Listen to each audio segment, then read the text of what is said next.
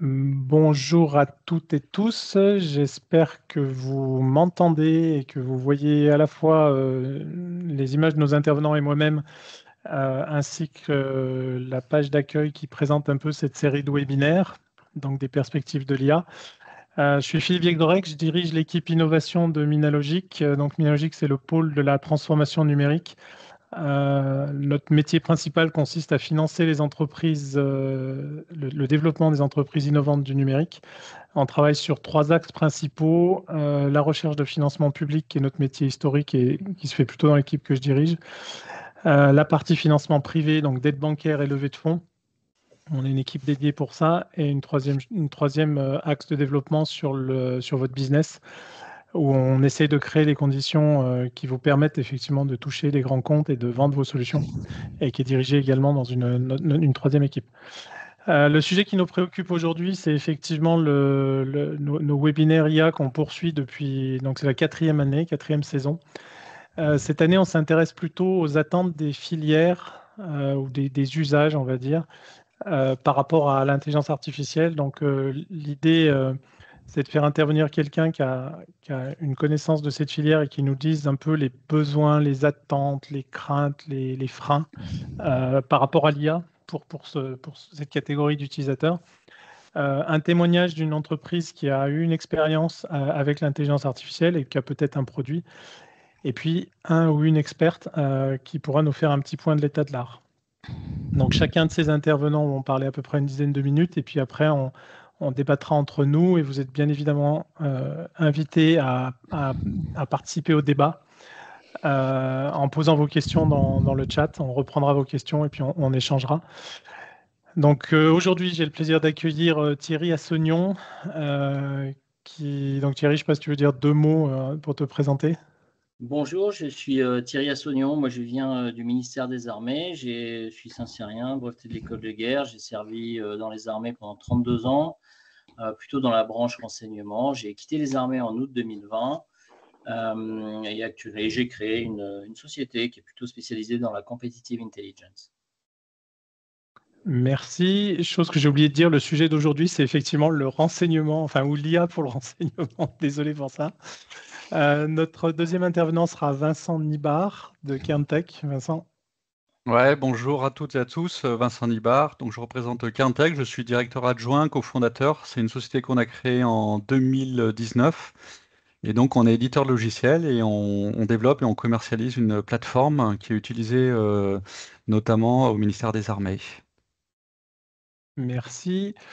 Et désolé pour la préséance, on aurait dû commencer par Frédéric, puisque c'est la seule dame intervenante sur ce webinaire. Donc, Frédéric Second, côté INRIA. Merci. Donc moi, je suis Frédéric Second et je dirige une entité qui s'appelle INRIA Défense et Sécurité, dont la mission est de vraiment aider à un passage à l'échelle de toutes les technologies qui peuvent aider le monde de la défense et de la sécurité en général et du renseignement en particulier. Voilà. Merci beaucoup. On va passer sans plus attendre. Thierry, si tu veux partager, je vais arrêter de partager ma présentation, si tu veux partager la tienne. En attendant que ça s'affiche, donc juste pour vous dire que ces webinaires seront mensuels. Alors, on essaie de faire toutes les 4 semaines, mais voilà, il y a eu quelques choix de dates qui ne sont pas forcément hyper réguliers. On est toujours sur un créneau de 13-14 heures. Et le prochain sujet sera l'IA pour les industries culturelles et créatives, mais je vous en reparle à la suite. Et Thierry, ils seront tous, si oui, jamais pardon. vous le souhaitez, disponibles en replay. Oui, effectivement. Merci. Également, Donc, voilà. la voix que vous entendez en off, c'est Emmanuel Feltrin qui coordonne Bonjour. l'organisation de toutes ces choses-là. Non, on n'a pas ton image, c'est pour ça que tu dis que tu es en off. Est-ce que vous avez mon image? Non, on l'a encore pas, Thierry. Ah, ok. Alors, pourquoi est-ce que je n'arrive pas à la partager? Partager, bim. Ok, écran. Ok, tout l'écran. Et partager. Et voilà. Est-ce que c'est bon? Là, c'est bon. Merci. Super. Ok, bah donc je vais démarrer. Donc moi, je vais surtout vous expliquer ce que ce qu'est le renseignement, comment fonctionne le renseignement, et par là même, vous pourrez voir en quoi l'intelligence artificielle va pouvoir aider à certaines tâches du renseignement, là où elle peut être utile et là où elle peut l'être peut-être moins. Voilà, alors tout d'abord, le renseignement, c'est une danse qui se fait en 3 temps, ou tout du moins avec 3 grands acteurs. Le premier acteur, c'est l'autorité politique ou l'autorité militaire qui va poser une question. Elle va poser une question parce que la réponse à cette question va être nécessaire pour élaborer une stratégie, pour décider. Donc, on est vraiment dans le renseignement comme outil d'aide à la décision. Et ça, c'est vraiment quelque chose d'essentiel. Donc, il va poser sa question à une agence, donc une agence de renseignement. Et globalement, ce système est à peu près le même partout dans le monde et pour toutes les agences de renseignement de l'État, en tout cas en France. Donc, il va poser cette question qui va être, par exemple, quelle est aujourd'hui la capacité de la BIT des Russes, base industrielle et technologique de défense, à supporter l'effort de guerre. C'est important pour se positionner, bien sûr, et pour comprendre un peu quel va être l'avenir.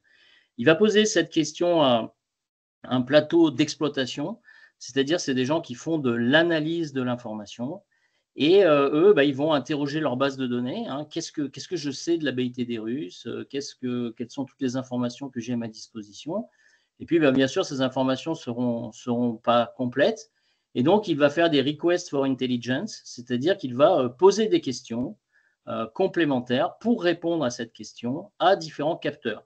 On distingue globalement 3 types de capteurs. Des capteurs humains, donc là, c'est tout ce qu'on va récupérer auprès de personnes qui sont sur le terrain. Des capteurs opérationnels, la distinction est toujours un peu difficile à faire, mais un capteur opérationnel, c'est un agent de l'État qui va directement par lui-même, sans intermédiaire, c'est-à-dire sans source, à la différence du capteur humain, aller collecter de l'information. Ça peut être un agent qui va observer des déplacements, ça peut être un agent qui va déposer un dispositif d'écoute, une caméra, mais c'est un agent de l'État sans autre intermédiaire. Alors bien sûr, il y a d'autres cas possibles, mais je donne les cas les plus importants. Et ensuite, le renseignement dit technique. Alors dans ce renseignement technique, on va avoir de l'imagerie satellitaire, on va avoir de l'imagerie drone, on va avoir de l'interception, donc tout type d'interception, interception de mail, interception de communication, interception d'émissions radar, par exemple. Et puis ensuite, on va avoir au plan technique tout ce qui va venir de l'espace cyber. Et donc, ces 3 capteurs, et ce mot capteur, je ne l'ai pas choisi au hasard, vont être orientés pour capter tous ces signaux qui sont émis par des événements partout dans le monde qui intéressent donc cette autorité politique et militaire. Donc, ce qu'il faut bien comprendre, c'est que le monde, la réalité, l'univers qu'on observe, c'est au travers d'événements. Ces événements, ils vont rayonner et ils vont émettre des données, alors plus ou moins fort et plus ou moins beaucoup, en fonction de la capacité de protéger ce rayonnement. Ce rayonnement, c'est un terme qu'on emploie assez peu, mais que je voulais porter à votre connaissance, va être capté, collecté par ces capteurs humains, opérationnels et techniques qui vont renvoyer vers ces plateaux d'analyse des intelligence reports. Et qu'est-ce qu'ils vont renvoyer? De l'information brute qualifiée, c'est-à-dire qu'elle est intelligible par quelqu'un qui va pouvoir en réaliser la synthèse, qui va pouvoir essayer de faire émerger du sens, c'est vraiment ça, faire émerger du sens de ces différents intelligence reports.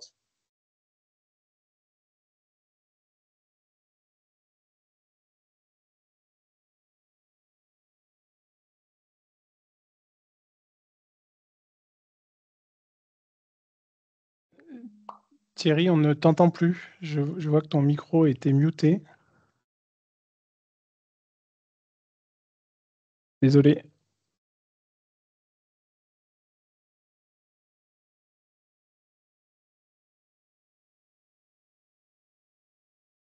Je ne peux pas le réactiver pour lui. Je me demande si c'est pas moi qui ai fait une fausse manip, mais désolé pour ça. Et je vois que je peux pas non plus. Et il nous entend pas?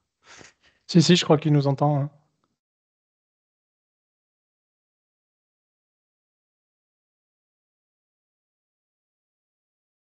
Est-ce que tu nous entends, Thierry?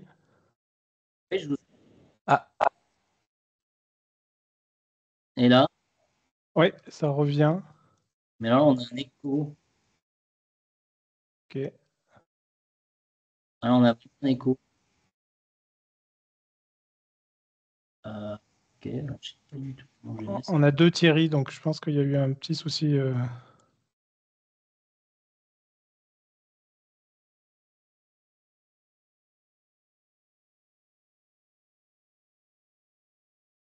Allô? Oui, tu nous entends là? Alors là, je ne sais pas ce que vous voyez. On a perdu ton partage, je crois. Ouais, je reviens. Parfait. Non, c'est bon, c'est bon, c'est revenu. C'est bon? Oui. Alors, j'ai un écho énorme. Je sais Ouais, pas parce où. qu'il y a, Parce tu que es les 2 deux fois dans Thierry, les. ouais. Il y a 2 Thierry, ouais. Tu peux en enlever un, Manu? Tu as les droits pour en Oui, enlever un ou pas? oui. Vas-y, Alors. enlève. Est-ce que là, c'est mieux? Non, c'est pareil. Alors. C'est-à-dire que si je coupe, il n'y a plus rien. Voilà, là, je l'ai coupé. Vous m'entendez? Ouais, mais ça crotte. Attends, j'ai une option remove from meeting. Je tente d'en enlever un des deux, Et Thierry. là, c'est bon ou pas? Là, Oui, il c'est n'y a plus qu'un parfait. Thierry. Ouais, parfait. Ok, je n'ai pas fait Désolé grand-chose. pour l'interruption. Voilà, donc je ne sais pas où vous m'avez quitté, mais en gros, le monde qu'on observe, le sujet qu'on observe, le sujet d'intérêt qu'on observe émet des données. Ces données, elles sont transformées par les capteurs en informations brutes. Ces informations brutes sont transformées en connaissances actionnables par les analystes. Pourquoi actionnables? Parce qu'elles sont un outil d'aide à la décision aux autorités. Voilà, c'est une manière de présenter le cycle, ce qu'on appelle le cycle du renseignement. Donc moi, je vois plus comme un processus parce que toutes ces entités, en fait, ne cessent d'interagir entre elles. Alors, en ce qui concerne l'intelligence artificielle, où est-ce qu'elle peut être utilisée? Elle peut être utilisée entre le moment où la donnée est émise et elle est captée par l'humain. Hein, c'est le fameux dispositif qui va permettre, dans des masses importantes de données, d'essayer d'y trouver, d'abord de faire de l'extraction de sujets d'intérêt, et ensuite d'essayer d'y trouver des patterns qui vont donner une forme de capacité à anticiper les événements. Voilà. Et puis après, on peut l'utiliser à un autre niveau, qui est donc d'aider l'analyste à transformer cette information brute, qualifiée, en connaissance actionnable. Et donc là, on va avoir un enjeu qui sera un peu différent, qui ne sera pas nécessairement de faire émerger du sens dans des masses de données considérables, mais qui va plutôt être de la nature suivante, qui va être plutôt de sélectionner l'information et d'aider l'analyste à effectuer du fusionnement, de la synthèse et de la représentation de ces informations brutes. Donc, les modalités d'utilisation sont très différentes. Elles ne considèrent pas le même champ d'application. Alors, bien entendu, sans surprise, hein, là où la plupart du temps l'intelligence artificielle est le plus utilisée parce qu'elle est indispensable, hein, c'est pour traiter ces données brutes, ces données massives. Voilà, c'est là où elles sont indispensables. Alors que transformer de l'information brute qualifiée en connaissance actionnable, c'est beaucoup plus. Il est possible de le réaliser sans l'aide de l'intelligence artificielle générative. Hein. Je dis bien générative. Donc là, on a peut-être deux utilisations très différentes et aussi des enjeux très différents. Je terminerai là-dessus. Ce que je connais le mieux, c'est les enjeux qui consistent à transformer de l'information brute en connaissance actionnable. C'est un métier que j'ai fait, donc que je connais beaucoup mieux, donc je peux en parler. Plus vous automatisez, moins vous êtes capable de vérifier que la réponse qui vous a été donnée est une réponse et qui est optimale par rapport aux informations initiales. Et ça, c'est un vrai problème parce que ça veut dire que dans les usages de l'intelligence artificielle générative, il va falloir être capable de tester, mesurer, finalement, non seulement la performance de l'outil, ce qui est une chose, et ce qui semble le plus simple, mais ce qui est beaucoup plus compliqué, c'est à partir de quel moment l'implication de ce personnage central qui est l'analyste à partir de quel moment son implication n'est plus suffisante pour vérifier que l'outil a bien traité l'ensemble des informations qui ont été mises à la disposition de l'intelligence artificielle pour produire cette connaissance actionnable au profit des autorités politiques et militaires. Voilà, j'ai essayé de vous présenter de la manière la plus synthétique possible quels sont les flux d'informations, de données et de connaissances qui circulent dans le dispositif de production d'une agence de renseignement. Voilà, et puis je crois qu'il y aura des questions par la suite. Oui, je pense qu'il y aura pas mal de questions. Merci beaucoup. Pendant que Vincent partage sa présentation, il y a une chose qui m'étonne, mais on reviendra dessus dans les questions-réponses, c'est que l'IA n'est pas du tout pressentie dans la partie aide à la décision. Et je pense qu'on en rediscutera après. Ça me permet également de... Hein, mais... ouais. Non, elle l'est, mais historiquement, elle n'a pas démarré là, mais elle l'est. Hein, d'accord, ok. Après, moi, je n'ai pas une vision d'ensemble sur tout ce qui se fait, hein, clairement. Là, je pense non, mais c'est pour ça que Vincent et Frédéric on a mis 3 intervenants et on pourra échanger sur ces choses-là largement. Ça me permet de réinviter nos participants à n'hésitez pas à poser des questions dans le chat ou quand on passera à la question session-réponse, effectivement, je pense que vous pouvez intervenir également en verbal. Donc, à lever la main et puis je vous donnerai la parole. Vincent, la parole est à toi. Ouais, rebonjour. Donc, est-ce que vous m'entendez bien? Est-ce que vous voyez mon écran? Très, très bien. Ok, parfait.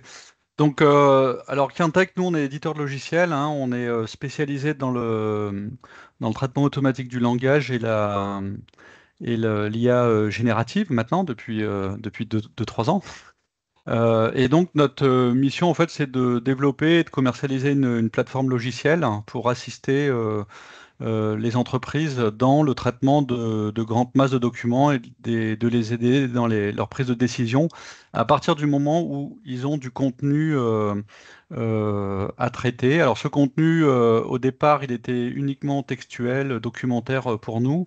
Et maintenant, avec les nouvelles techno, on peut traiter beaucoup plus facilement et avec une très, très bonne qualité de l'audio, aussi de l'image avec les LLM qui sont arrivés il y a 2 ans maintenant.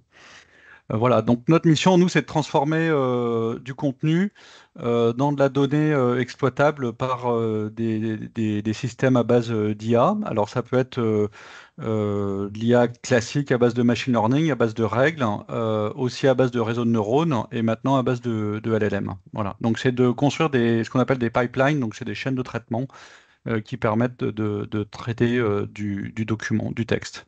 Alors, le but de la plateforme, c'est qu'elle soit complètement sécurisée parce qu'on fait des déploiements sur site. Donc, dans ce cadre-là, on travaille par exemple pour le ministère des Armées. Faut que ça soit rapide à prototyper, donc facile à industrialiser. Il y a évidemment un grand besoin de qualité, hein, parce que si on produit pas une bonne qualité, on n'arrive à pas grand-chose. Et puis le 4e pilier, c'est tout ce qui touche à la personnalisation, parce que dès qu'on veut déployer des solutions, il faut faire très rapidement du sur-mesure. Voilà, donc on adresse un certain nombre de cas d'usage chez nos clients. Ça part de la classification de texte qui est assez classique jusqu'à des systèmes de questions-réponses ou basés sur des approches RAG que vous connaissez peut-être, c'est le Retrieval Augmented Generation.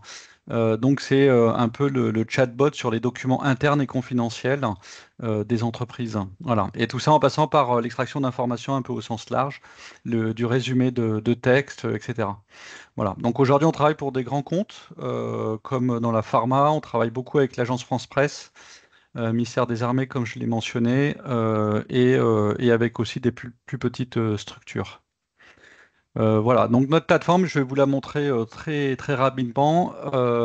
Elle repose sur 2 gros piliers. Le premier pilier, c'est un back-office, un back-end qui est basé sur lequel on développe une API REST, puisque en fait notre objectif c'est d'intégrer en fait cette plateforme dans des systèmes existants.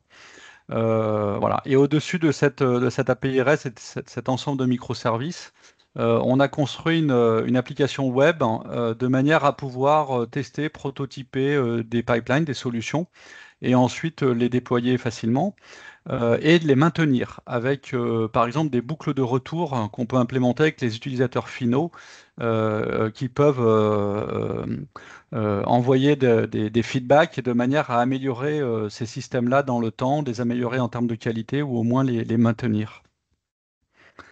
Voilà, donc je vais vous présenter rapidement. Hop, est-ce que vous voyez toujours mon écran? Je pense que oui. Oui, oui. Donc là, ce que je vous propose de balayer rapidement, c'est notre application web qui est au-dessus de tous nos microservices. Ensuite, je pourrais vous montrer rapidement un exemple de chatbot basé sur des questions-réponses sur des documents internes et confidentiels. Application qui se connecte à notre API, voilà. Donc ça forme un tout. Donc c'est une application web en ligne, en SaaS, mais qui peut être aussi installée en local, qui est multi-espace, multi-utilisateur, et qui permet en fait d'accéder à votre workspace où là vous avez un ensemble de projets. Donc chaque vignette représente un projet. Et vous avez la liberté de créer vos propres projets, d'importer vos documents et de faire pas mal d'expérimentations, de tests, avant de mettre ces pipelines en production sur des flux pour analyser des archives de contenu, etc. Donc vous voyez que ces projets, pardon, ils sont de différents types. Il y a des projets de questions-réponses, des projets de chatbot ici. Là, on a plus des projets, par exemple, un projet de résumé automatique de texte, de classification de texte, de l'extraction d'entités nommées, de l'extraction de relations, voilà, etc. Donc, je vais vous en montrer un qui touche au monde un peu plus du renseignement, simplement pour vous montrer le principe. Alors, l'idée en fait, de la plateforme, en tout cas, quand on a commencé à développer cette plateforme, c'est d'avoir en premier lieu en fait une plateforme qui permette d'étiqueter du texte de manière ensuite à entraîner des modèles qui seront ensuite faire automatiquement le travail qu'on leur demande de faire. Donc ici, vous voyez qu'on a déclaré un certain nombre d'étiquettes qui relèvent du monde du renseignement, donc des attentats et des modes opératoires des attentats.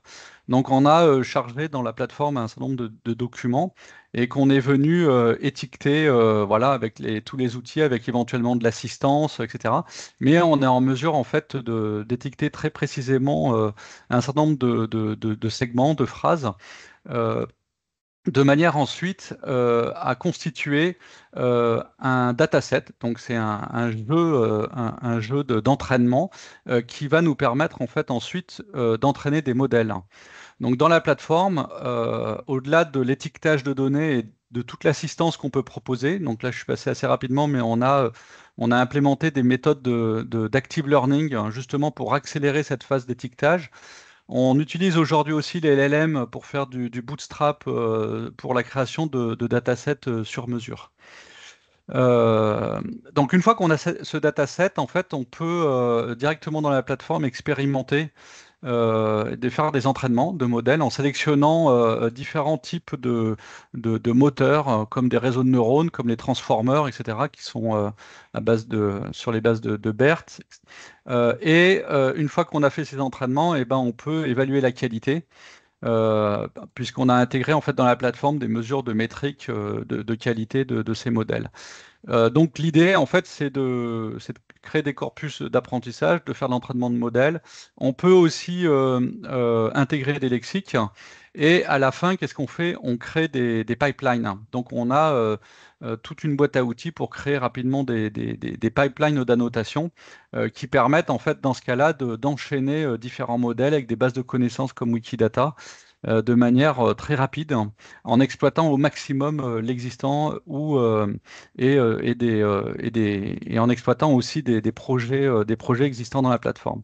Donc par exemple, comme celui-là, c'est plutôt un projet de catégorisation où l'idée, c'est simple, c'est très basique, hein, c'est de dire si ça concerne un attentat ou pas. Mais l'idée, c'est qu'à partir d'un pipeline, on soit en mesure d'automatiquement annoter des documents. Donc là, c'est un exemple où on détermine automatiquement la catégorie, où on va générer un résumé avec un LLM, où après on va extraire des informations très ciblées afin, par exemple, de constituer des bases de connaissances avec ces éléments-là. Voilà. Donc là, on a, je dirais, toute la boîte à outils pour faire de l'analyse de texte, pour construire des pipelines, des modèles très ciblés, très spécifiques pour aller chercher vraiment de l'information très précise. Ensuite, si on prend un peu plus de hauteur, on a aussi donc dans notre plateforme des systèmes de questions-réponses. Donc je vais vous montrer ici un exemple où là on est vraiment sur des scénarios RAG. Autrement dit, le but c'est de poser une question sur un corpus documentaire local et confidentiel, potentiellement confidentiel. Alors ici, dans ce cas-là, c'est pas du confidentiel, c'est des news de presse parce que c'est une démo. Mais l'idée, c'est d'aller chercher en fait des fragments de texte qui potentiellement ont réponse à la question. Donc là, on est vraiment dans une phase de ce qu'on appelle de information retrieval, hein, c'est-à-dire qu'on actionne des stratégies de recherche pour aller trouver des fragments de texte qui potentiellement ont la réponse. Donc là, on utilise de la recherche textuelle, de la recherche vectorielle, hein, sémantique à partir de des embeddings, où on combine le tout pour faire de la recherche hybride. Et ensuite, ces segments sont envoyés à un LLM qui va lui générer une synthèse, une réponse en citant ses sources. Donc là, ce qui va être important, c'est que nous, on est agnostique par rapport au LLM, donc on peut utiliser, tester en tout cas plein de LLM différents. Et à partir de la réponse, là, après, on a les éléments de navigation pour aller effectivement retrouver dans le texte l'élément, le fragment de texte qui a permis de répondre à la question. Voilà. Donc là, l'idée de cette plateforme-là, c'est du back-office, hein, plutôt, c'est de mettre au point ces pipelines. Donc ces pipelines, ici, on est, quels sont les types de documents qu'on importe dans le projet? Est-ce que c'est de l'audio? Est-ce que c'est de l'image? Parce que l'image, avec des LLM, on peut la transformer en texte. Est-ce que c'est du texte? Est-ce que c'est du PDF, etc. Et là, on retrouve en fait toutes les parties du pipeline pour faire ces systèmes de questions-réponses avec le retriever et avec, à la fin, la génération de la réponse. Voilà.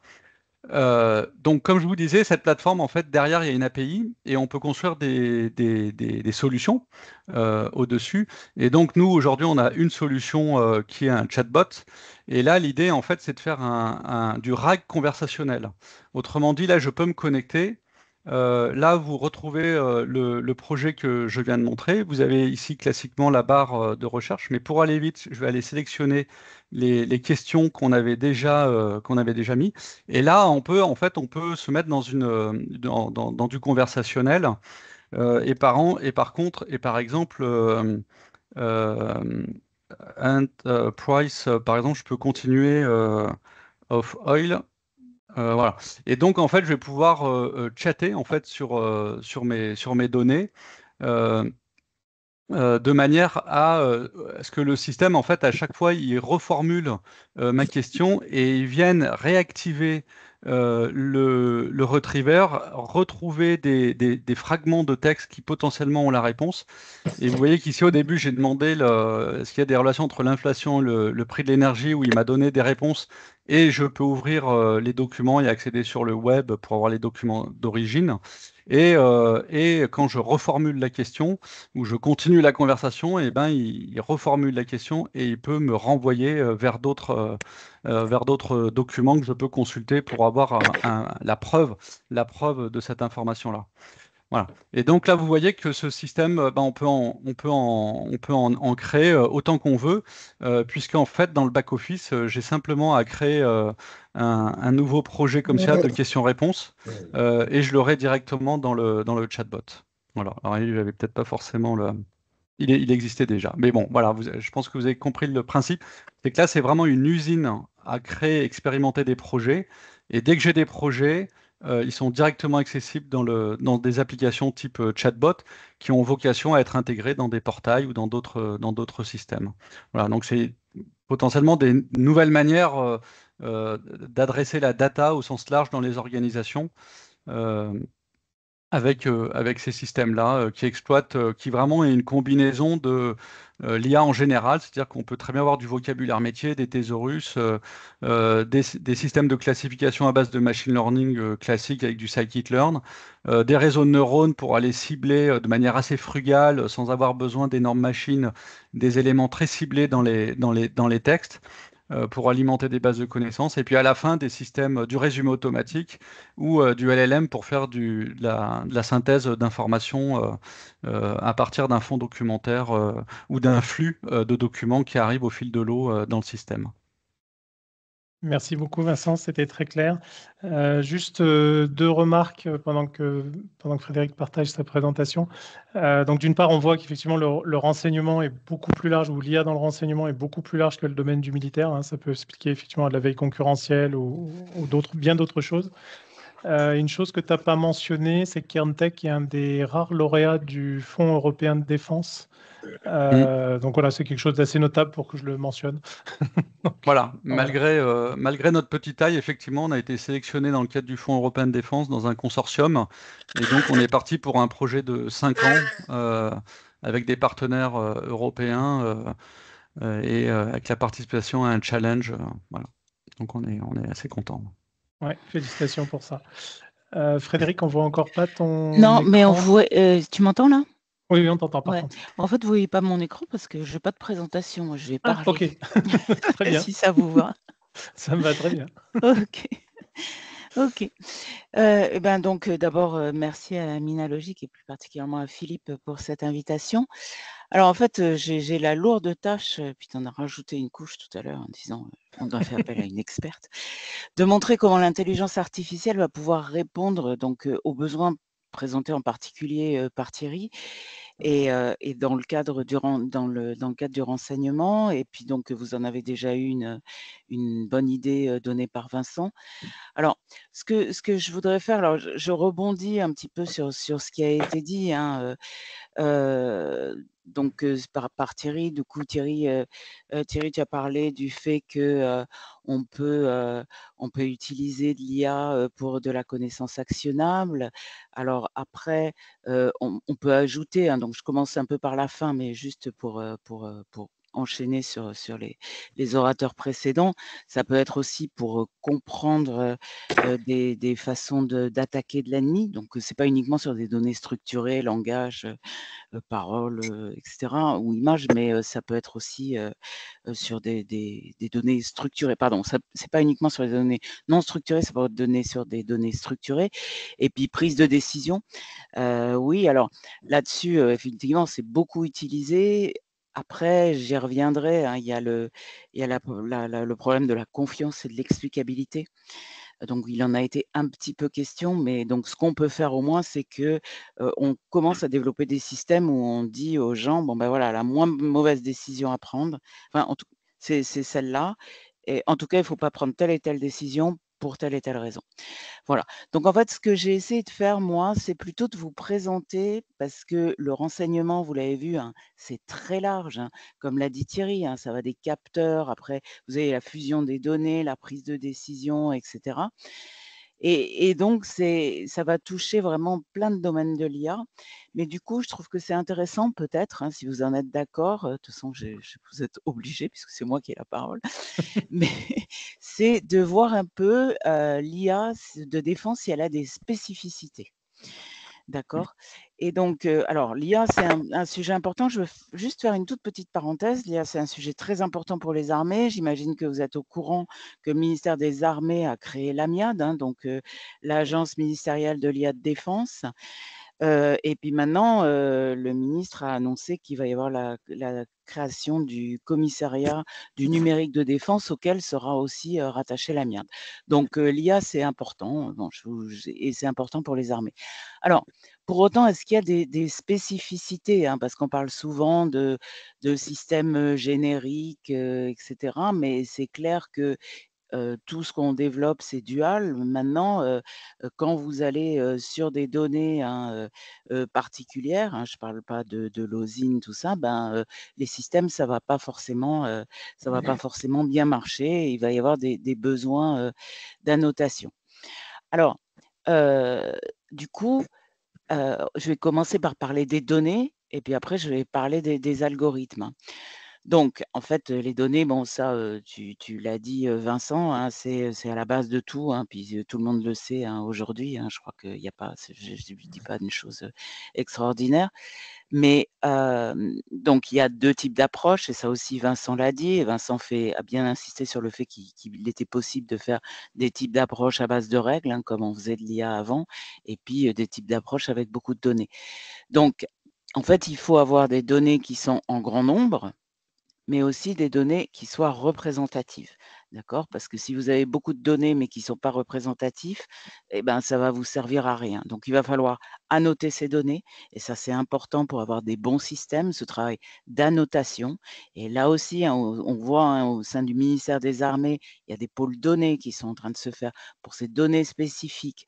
Et pour ça, pour cette annotation, ben, il va y avoir besoin d'une connaissance métier, savoir qu'est-ce que c'est les données d'intérêt pour le système, je ne sais pas moi, pour les services de santé des armées, pour les services de renseignement. Est-ce que c'est les mêmes pour tous les services de renseignement?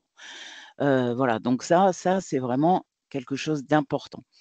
Alors après, il y a quelque chose qui est aussi particulier pour le ministère des Armées, c'est la disparité des données, que ce soit en termes de type de données que de quantité de données.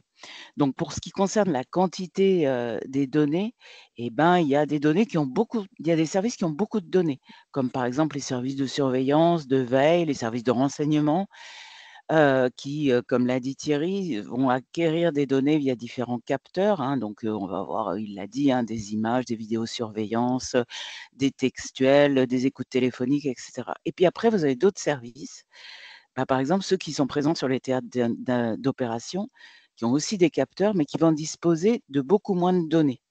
D'accord? Et puis, ces données sur les théâtres d'opération, elles vont être non seulement moins nombreuses, mais elles sont récupérées ponctuellement et elles vont être très spécifiques à une opération. Donc, ça va être difficile d'avoir beaucoup de photos, par exemple, de matériel militaire étranger. Ce n'est pas forcément le meilleur exemple. Mais il arrive aussi qu'on n'ait pas du tout de données, parce que ces données, elles existent purement et simplement pas. Si vous avez des images qui sont capturées par des missiles qui arrivent sur cible et puis que, bah, voilà, au bout d'un compte, vous n'avez plus rien. Donc, en plus de leur quantité, vous voyez ce que je vous dis, c'est qu'on a aussi le fait que les données, elles vont pas être équilibrées. Donc il y a des cas où on a beaucoup de données, il y a des cas où on n'a pas beaucoup de données. Et puis aussi, souvent, ce qui intéresse les armées, ben, c'est de capturer des événements rares ou des signaux faibles.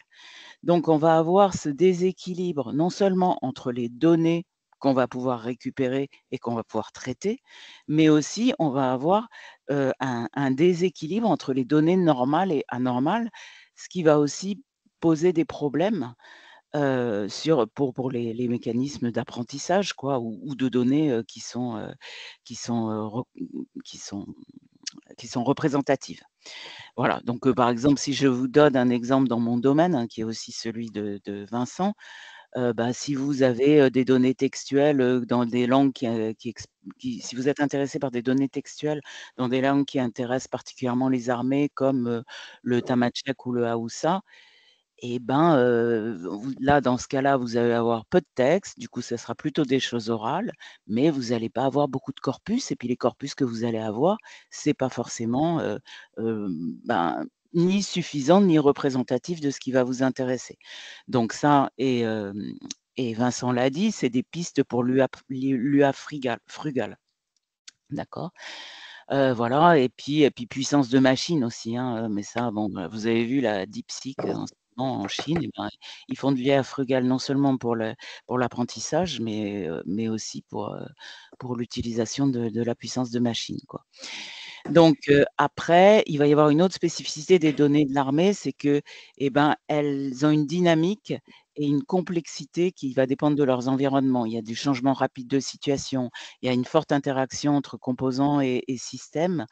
Du coup, les jeux de données les modèles qui sont entraînés sur un jeu de données, eh ben, peuvent, rapidement devenir obsolètes et puis leurs performances, elles peuvent rapidement baisser à cause de nouvelles données dans un nouveau environnement qui vont être disponibles et puis ça va invalider ces modèles, quoi. Et donc ça plaide en faveur des pistes d'approche pour l'intelligence artificielle, de training adaptatif et dynamique.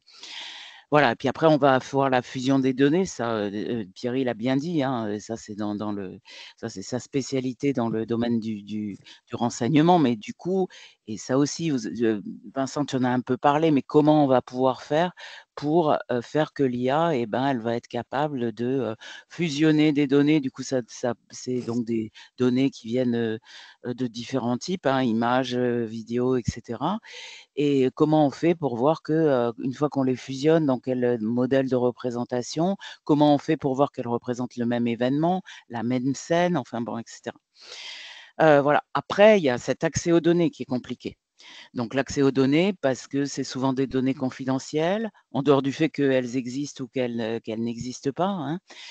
Mais aussi, et ça le Thierry en parlera mieux que moi, mais les processus mêmes pour traiter ces données peuvent être confidentiels parce que, bah, si un ennemi comprend comment vous allez traiter ces données, je le disais un petit peu tout à l'heure quand je disais les méthodes d'attaque, des ennemis et ben, ça peut vous mettre en danger, quoi. Alors après, je vais un peu vite, mais pour les algorithmes, et ben, le problème, ça va être l'évaluation. Alors ça, vous en avez tous les 2, vous l'avez un petit peu mentionné, hein, donc comment on va faire pour évaluer la performance de ces algorithmes et comment on va faire pour les certifier? Donc pour l'évaluation, ben, on retombe un petit peu avec le problème de données déséquilibrées et puis de peu de données. Comment on va faire pour évaluer quand déjà on a peu de données pour l'apprentissage et ben, pour la vérification, on en a pas tant que ça. Alors, bien sûr, on peut donner en entrée des données atypiques, bruitées, de mauvaise qualité, mais comment on va faire pour mesurer une probabilité de défaillance si celle-là, elle est extrêmement faible? Donc ça, c'est ce que je vous disais pour les données anormales. Comment on va pouvoir mesurer la sécurité d'une technologie en IA, hein? Comment on va pouvoir être sûr qu'il n'y a pas de backdoor, qu'elle n'est pas facilement contournable par un attaquant? Et là, on revient à l'idée de boîte noire, du machine learning qui va être difficilement explicable. Et dans le cadre des armées, ben, c'est vraiment le côté sécurité est vraiment, très, très sensible. Et puis après, il y a la notion de confiance et de protection, hein. Confiance dans les opérateurs, des opérateurs dans les systèmes d'IA qui sont mis à leur disposition, qui est pas forcément uniquement liée à l'explicabilité. Confiance des populations aussi dans les systèmes d'IA, comme ça peut être le cas, sur des sujets comme les systèmes d'armes, létales. Si je parle à la protection, ben, si de l'intelligence artificielle est embarquée, par exemple, dans des véhicules blindés ou dans des drones, qu'est-ce qui va se passer si ces drones, si ces capteurs, passent, aux mains de l'ennemi? Donc ils risquent de récupérer nos technologies, mais aussi, les données d'entraînement. Et alors tout ça, c'est des choses qui se posent dans le civil, mais qui sont encore plus importants, quand il s'agit de militaires. Et donc, on a un fort besoin de confiance, d'explicabilité, de sécurité, de haute performance, souvent de performance en temps réel aussi. Et puis, bah, tout ça, c'est pas forcément traité par les algorithmes qui sont, les méthodes à la mode, quoi. Donc ça, c'est intéressant parce que ça fournit, au monde de la recherche et de la technologie et ben, une prise de risque. Donc, Vincent parlait du Fonds européen de défense, certes, mais cette prise de risque, dans les gens qui nous financent aujourd'hui, ben, elle est pas forcément possible parce qu'il faut, essayer les méthodes à la mode. Donc, je trouve que c'est intéressant parce que ce que re le retour des chercheurs, c'est que, ben, l'armée fournit bah, de telles contraintes qu'on est obligé, en recherche, d'aller explorer d'autres, d'autres façons de faire, quoi. Et ça, selon moi, c'est quelque chose qui est crucial pour rester compétitif au niveau, européen et national, hein. Et donc aussi bien pour des gens comme l'INRIA, hein, que pour des entreprises comme celle de Vincent. Et la dernière chose que je voudrais mentionner, c'est que alors là, on est en train de dire comment l'IA va nous aider, mais l'IA, c'est aussi un danger. On va juste prendre un exemple qui concerne le militaire et les services de renseignement, c'est le cas de la désinformation. Parce qu'avec, avec, l'IA, ben, on peut on peut générer énormément de désinformation.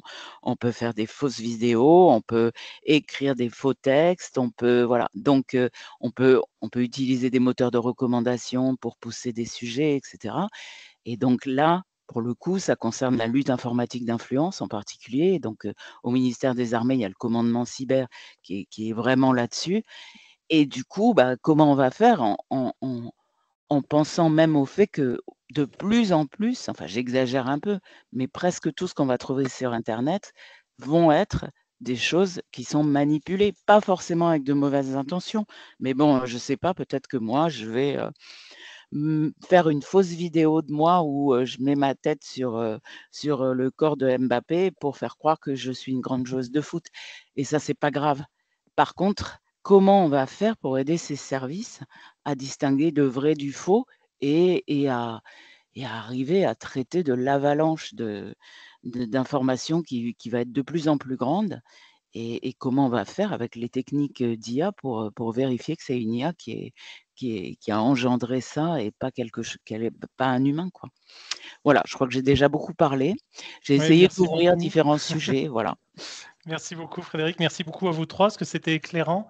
En attendant qu'il y ait des questions, sauf erreur de ma part, il n'y a pas de questions dans le chat, donc je vais lancer des débats sur ce que j'ai entendu, ce que vous avez partagé.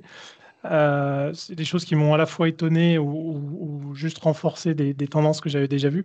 Vous avez tous les trois parlé de confiance dans l'IA, d'explicabilité de l'IA, le danger de l'IA, effectivement, dans la manipulation, alors qui n'est pas que de l'IA, parce que les réseaux sociaux, on sait qu'aujourd'hui, Facebook pourrait presque ouvrir un service pour déstabiliser un gouvernement, hein, juste en poussant de la fausse information.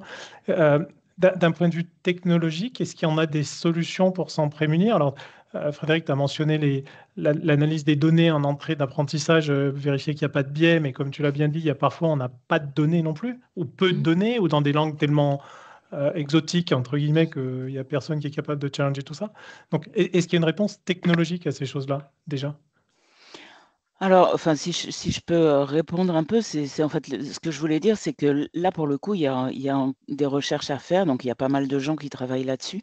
Oui, justement, pour essayer de repérer tout ça. Alors, une des choses qui se met en place, hein, bon là, je fais un peu la pub d'INRIA, mais je suis là aussi pour ça. Il y a par exemple un institut qui va se mettre en place autour des risques de l'IA. Et en particulier sur ces aspects évaluation et confiance, quoi. Du coup, vraiment, pour répondre à ta question, oui, il y a des technologies, ça marche pas encore très bien, quoi. Voilà. Ok. J'ai vu, en fait, l'an dernier, on avait assemblé un groupe de réflexion, un think tank en bon français, justement sur les dérives de l'IA générative et sur les deepfakes. Et effectivement, le groupe est arrivé à la conclusion que la meilleure réponse aujourd'hui, elle est humaine, en réunissant des groupes d'experts qui connaissent très très bien le sujet et qui vont détecter des micro-détails qui nous laissent à penser qu'effectivement, ce qu'on est en train de voir ou d'entendre ou de lire est faux. Et, enfin, c'est à la fois rassurant et à la fois inquiétant, hein, parce que rassurant, parce que ça veut dire que l'humain a encore sa place dans notre monde numérique de demain. Inquiétant parce que face au déluge de données, au déluge de contenus qui sont générés, peut-être qu'on n'arrivera plus à y faire face complètement. Donc, faut qu'on reste vigilant. L'autre chose qui m'a... Oui, pardon, Thierry. La réponse aussi qu'on peut apporter, c'est qu'un service de renseignement est loin de générer de la connaissance actionnable uniquement sur ce qu'il trouve sur le web, hein. Il y a énormément de capteurs qui vont lui permettre d'avoir une vision critique, voire extrêmement critique de tout ce qu'il a sur le web. Alors, désinformer les masses et désinformer le renseignement, vous voyez, c'est deux choses très différentes. Alors les masses, hein, de manière générale, c'est l'opinion publique, hein. Désinformer, déstabiliser l'opinion publique, c'est une chose, c'est très intéressant. Maintenant, déstabiliser, désinformer, intoxiquer un service de renseignement, ça passe par des modes opératoires qui sont très différents, sur lesquels en revanche ça je travaille, mais qui sont assez éloignés finalement de la technologie. Qui sont un peu différents. Pourquoi? Parce que voilà, un service de renseignement a énormément d'autres capteurs que Twitter et heureusement d'ailleurs, sinon ils se tromperaient souvent. Merci. L'anecdote que je peux partager, j'ai eu la chance de participer à votre Serious Game, au Serious Game que vous avez conçu ensemble, justement de se mettre dans la peau d'un officier du renseignement. Et là où tu m'avais bluffé, Thierry, c'est que effectivement les capteurs captent tout ce qu'il y a à capter. Et à un moment, dans ce serious game, on devait identifier un blindé pour savoir à quelle section, à quelle armée et le blindé, il était sur le toit. Donc, pour un novice comme moi, non reconnaissable. Et Thierry m'expliquait aussi, si, regarde la forme, regarde les pneus, regarde l'antenne, regarde ci, regarde là. Et en fait, tu trouves le modèle et donc la division à laquelle il appartient. Et effectivement, ça, c'est une expertise que tu peux acquérir qu'au bout de nombreuses années, je pense. Mais bon, c'est pour l'anecdote. On a une question dans le chat qui demande où sont stockées les données qui sont utilisées par l'IA. Donc, est-ce qu'elles sont en local, elles sont hébergées sur un cloud, elles sont ailleurs et quel est le processus de traitement d'arrivée de nouvelles informations, des photos, du texte, etc. Est-ce qu'il y a un processus établi, etc. Je peux essayer de répondre. En fait, ça dépend des contraintes, mais ça peut être à la fois en local comme dans un cloud. Ce qui est sûr, nous, sur une plateforme comme on développe, c'est une forte contrainte demandée par le ministère des Armées pour avoir tout en local. Donc, même le LLM, et que le système doit être en mesure de fonctionner même sans connexion Internet, évidemment. Voilà. Donc, oui, c'est un gros enjeu. Il faut être capable de stocker en local et d'opérer le système complètement en local. Peut-être Thierry, si tu veux commenter, je vais dire ce que j'en avais compris, c'est qu'aujourd'hui, il y a des... Alors, tu es peut-être sans micro, mais ce que j'ai compris, c'est qu'il y a quand même des centres du renseignement qui sont effectivement des centres sécurisés qui agrègent les données. Les sources viennent de partout, y compris des réseaux sociaux. C'est parfois de l'information publique qui rentre dans un centre de renseignement. Par contre, le centre de renseignement est quand même un peu hermétique. Effectivement, comme le disait Vincent, un officier du renseignement, parfois, il n'est pas dans un bureau sécurisé, il peut être dans une poubelle sur un théâtre d'opération et la connexion, voire même l'accès simplement à un PC ou un téléphone portable peut être problématique. Donc bon, je vous laisse commenter si vous voulez. On a une autre question, enfin deux autres questions. Deux bonnes questions. Quelle est la bonne politique de l'IA en défense en France, ou quelle serait la bonne politique? Parce qu'on a parlé effectivement, enfin, on connaît tous les hallucinations de l'IA, alors qui nous font sourire quand on voit un Trump qui a 12 doigts et qui est en train de faire une prière et on se rend compte que ce n'est pas Trump. On imagine rapidement qu'une mauvaise interprétation d'une information qui mène à une décision peut avoir des gros impacts dans un domaine renseignement militaire. Donc, je ne sais pas si vous avez un avis ou si vous pouvez partager un avis là-dessus. Oui, mais dans toutes les expériences que moi je peux mener, les expérimentations que je peux mener, c'est pour moi une des problématiques, mais il y en a bien d'autres. C'est que quand vous allez segmenter le processus d'analyse de l'information, vous allez avoir en gros 4 phases, qui va être la compréhension de la commande, qui va être la manière dont vous allez analyser le flux entrant, la manière dont vous allez orienter vos capteurs, et ensuite la manière dont vous allez faire le fusionnement. Et en fait, sur chacune de ces phases, il y a encore des subdivisions, mais que je ne vais pas, des tâches à réaliser. Et donc, l'IA va pouvoir vous assister dans certaines de ces tâches. Et en gros, il faut tester toutes ces tâches, les unes après les autres, et voir où vous êtes indispensable, mais vraiment indispensable, pour que vous ayez une confiance à 90% sur le résultat final. Et donc, c'est en fait une sorte d'équilibre à faire entre la rapidité à laquelle vous allez comment vous allez pouvoir accélérer certaines tâches et comment d'autres, par exemple, il ne faut pas les accélérer. Parce que si vous les accélérez, le processus d'engagement cognitif dans la réponse à la question qui vous est demandée est trop faible. Et par conséquent, ce qui sort, il est sorti quelque chose. Est-ce que je suis capable de le critiquer? Est-ce que je suis capable de l'enrichir? Non, parce que je n'ai pas travaillé dessus, quoi. Et donc, il y a vraiment un travail qui est vraiment pas simple, parce que si je segmente en gros en 8 tâches particulières, la transformation de la donnée, de l'information sortie capteur qualifiée en connaissance actionnable, il va falloir que sur chacune de ces tâches, je vois en quoi l'IA m'est indispensable et en quoi m'est utile et en quoi, si je l'automatise, je ne perds pas, moi, mon processus cognitif. Parce que demain, vous pouvez mettre un outil en sortie, vous lui mettez tous vos intelligence reports, comme j'avais mis sur le schéma, et puis vous lui dites réponds à la question, il va répondre à la question. Alors, j'ai essayé 150 fois, et il va répondre à la question, évidemment.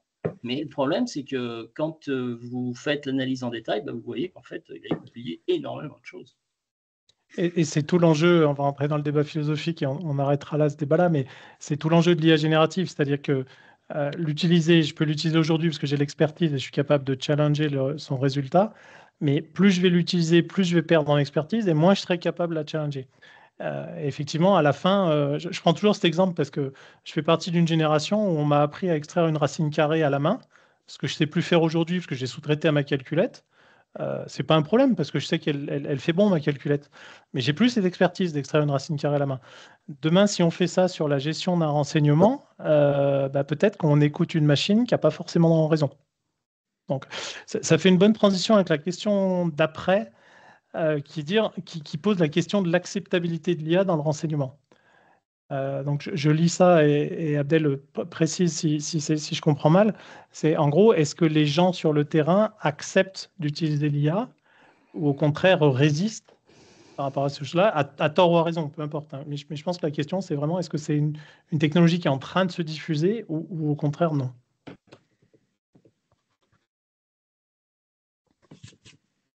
Ça, c'est une question pour toi, Thierry. Oui, je vais essayer d'y répondre. Il y a pas. Ce qu'il faut voir, enfin, à la question, je vais répondre par une question. Qu'est-ce que ça veut dire sur le terrain? Vous voyez, l'analyste, il n'est pas sur le terrain, il est dans un bureau à Paris, quoi. Et pourtant, c'est lui qui fait la majorité du job, enfin la majorité du job, une grande partie du job. Et il est dans un bureau à Paris.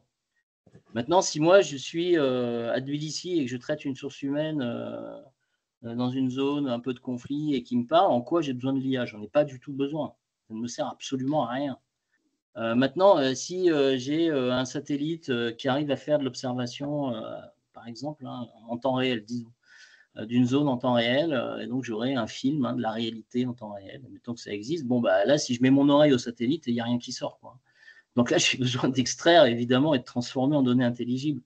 Donc en fait, ça a été dit, je crois que ça a été dit par Frédéric, c'est un monde, le renseignement est un monde qu'il faut bien comprendre, qui est segmenté en 3 domaines. L'autorité qui pose la question et qui attend une réponse pour agir, un analyste qui est pas sur le terrain, mais son terrain à lui, c'est un bureau à Paris et je peux vous assurer qu'il ne s'amuse pas tous les jours et qui bosse comme un dingue. Et puis, vous avez un capteur sur le terrain, mais ce capteur sur le terrain, ça peut être une personne qui est au fin fond du Sahel en train de discuter avec une source humaine, ou ça peut être un centre technique qui va opérer des écoutes et qui est lui aussi dans un bureau d'ailleurs, ou qui n'est pas dans un bureau, qui est dans une station qui est sur le terrain. Et en fait, je ne pense pas qu'il y ait de problème d'acceptabilité. Je pense qu'il n'y a aucun problème. Tout le monde voit bien qu'il y a des processus qui peuvent être automatisés et qui ne peuvent que l'être, et puis d'autres qui ne sont probablement pas possibles d'automatiser totalement. Pour cette raison, c'est-à-dire que je ne pourrai jamais vérifier si le résultat est bon ou pas, vous imaginez? Vous produisez du sens pour l'action, mais vous êtes incapable de savoir si ce sens pour l'action, il est conforme à cette réalité. C'est impossible. Donc pour illustrer ce que tu dis, j'ai été marqué par les 2 jours que j'avais passé au Rocancourt avec vous deux là, sur ce Serious Game, où il y avait des opérationnels.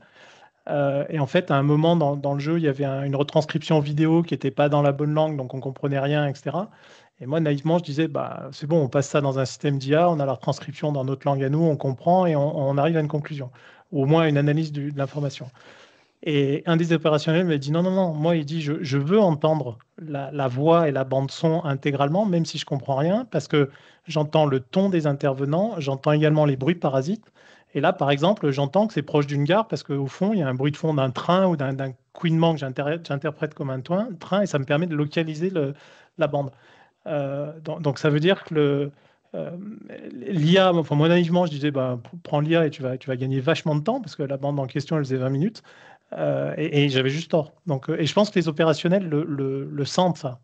Voilà. Je vois qu'on arrive au bout du temps. Il y a une autre question qui est assez... Pardon, Vincent, tu voulais intervenir?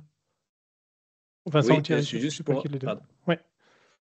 Je peux poser une question là? Vas-y. Abdelboudra Naval. Alors là, pour l'acceptabilité, on travaille avec les militaires. Je ne vais pas trop m'avancer. En plus, ce n'est pas le bon canal. Dans la guerre, les écoutes, par exemple, dans les sous-marins, effectivement, On travaille sur le leurrage de l'IA. On va commencer à travailler là-dessus. Et l'acceptabilité, c'est pas pour demain, quoi. C'est pas évident que ça. Du moment où on arrive à leurrer une IA et on fait un système, alors il n'y a pas de secret pour personne. Actuellement, il y a des sonars qui sont tellement performants qu'ils peuvent vous générer de bruit de mammifères marins.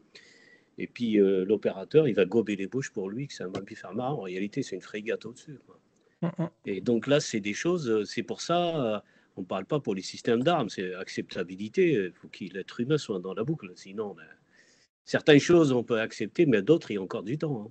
Ce n'est pas de la réticence, mais c'est une réalité, parce que vous avez un équipage, vous prenez une décision, le danger, il faut tourner ça bien comme il faut, hein. Voilà, c'est juste Ouais, complètement. la petite remarque. Après, non, mais complètement en ligne avec ce que vous dites. Un de mes premiers emplois, et c'était il y a plus de 25 ans, je travaillais sur la discrétion acoustique à bord des sous-marins nucléaires lanceurs d'engins. Et l'idée, c'était d'écouter un peu l'environnement et de détecter ce qu'il y avait autour. Et une des façons de dissimuler un sous-marin, c'est de générer un bruit blanc qui fait en gros le bruit d'un banc de crevettes. Et on cherchait à discerner des bruits dans ce bruit blanc pour voir s'il n'y avait pas une fréquence caractéristique d'un moteur ou d'une barre qu'on tourne, ou etc., etc. Donc effectivement, l'IA amplifie ça, donc c'est pas nouveau. Je voudrais bien qu'on prenne la dernière question, parce qu'elle me semble intéressante avant de clore. Ouais. C'est une question qui s'adresse à toi, Frédéric, sur Ouais, alors je suis la pas sûre de. complexité à Ouais. travailler avec le MINARM. Donc, Mais c'est pas. bon. En fait, voilà, il y a deux choses. J'ai pas dit que c'était complexe de travailler avec le MINARM. Ce que je vais essayer de dire, c'est quoi les spécificités de l'IA quand on travaille sur des sujets défense, quoi. Voilà, c'est tout. Après, enfin, je veux juste séparer les deux choses, quoi. Du coup, voilà, je reviens à un peu de données confidentielles, etc., explicabilité et tout. Après, travailler avec le MINARM, on y arrive tous très, très bien. Voilà. Donc, c'est tout ça. Vous êtes les illustrations. Après, effectivement, il y a beaucoup de débats. Enfin, le MINARM, c'est une grande maison qui est complexe à appréhender forcément. Pour avoir partagé avec d'autres acteurs qui travaillent dans la défense, il y a des choses bien, il y a des choses moins bien. Je ne veux pas forcément rentrer dans la polémique. Je ne sais pas si Vincent ou Thierry, vous voulez rentrer dans ce débat-là. Il y a quand même des choses qui se passent. Enfin, on ne serait Oui, pas mais là comme pour en dans toute débattre aujourd'hui. Non, mais exactement. comme dans toute Exactement. institution, enfin, je veux dire, c'est pas. Et on Voilà. n'en débattrait pas aujourd'hui s'il n'y avait pas une vraie appétence. Enfin, tu l'as mentionné, je crois que c'est toi, Frédéric, qui a mentionné la L'amiable. création de l'amiade, et j'ai mis le lien. Donc voilà. Aujourd'hui, c'est un vrai sujet pour la technologie de l'IA, avec toutes les limitations dont on a parlé, avec tout le potentiel dont on a parlé. Il y a de la place pour des travaux de recherche avancés sur les aspects confiance, etc. Alors, on n'a pas eu le temps de débattre. Il y a un autre élément dans votre discours qui m'a interpellé, c'est sur la frugalité. Parce que je pense que vous n'entendez pas la frugalité au même sens qu'un industriel l'entend. Quand on parle d'IA frugale, on s'intéresse surtout à savoir sa consommation énergétique. Alors que vous parlez, enfin, notamment toi, Frédéric, tu as parlé beaucoup de frugalité de données par nécessité, parce que tout simplement, des fois, tu n'as pas les données. Voilà, ça, mais tu as raison de le relever. C'est aussi frugalité. Je sais pas, après, même les armées, ils ont besoin de pas trop dépenser de temps machine, etc. Du coup, c'est frugalité dans les deux sens. Mais tu as raison, c'est employé dans les deux sens. Ouais, c'est pour ça que je l'ai relevé, parce que Ouais. souvent on entend le côté énergétique sur la frugalité. C'est vrai. Mais effectivement, il y a une vraie frugalité, besoin de frugalité de données et d'apprentissage sur les données. Je suis désolé, je vais être obligé d'interrompre le webinaire parce qu'on a dépassé le temps. Juste pour vous dire que le prochain webinaire sera le 21 février. On aura le même type d'intervention. Je vous mets le lien dans le chat également. Ce sera dédié plus aux industries culturelles et créatives. Alors, on est vraiment dans un autre monde, avec également des attentes, des doutes et des belles choses qui se réalisent sur les industries culturelles et créatives. Donc les ICC, on voit tous les dessins animés, les films, l'écriture de scénarios, etc. Mais c'est beaucoup plus large que ça. L'architecture en fait partie, donc évidemment la peinture, film, bande sonore, etc. Le culinaire fait partie également des ICC. Donc c'est un webinaire auquel je vous engage à participer, parce qu'il sera probablement riche également en échange. Je vous remercie sincèrement, Vincent, Frédéric, Thierry et Vincent. pour votre temps et puis Merci. pour la passion que vous avez mis dans le débat. Merci à vous. Merci beaucoup. Merci. Bonne Au revoir. journée. Merci à Au tout le revoir. monde et merci de l'invitation. Au revoir. Au revoir, merci de Au l'invitation. revoir, Ouais, merci. au revoir. Au revoir.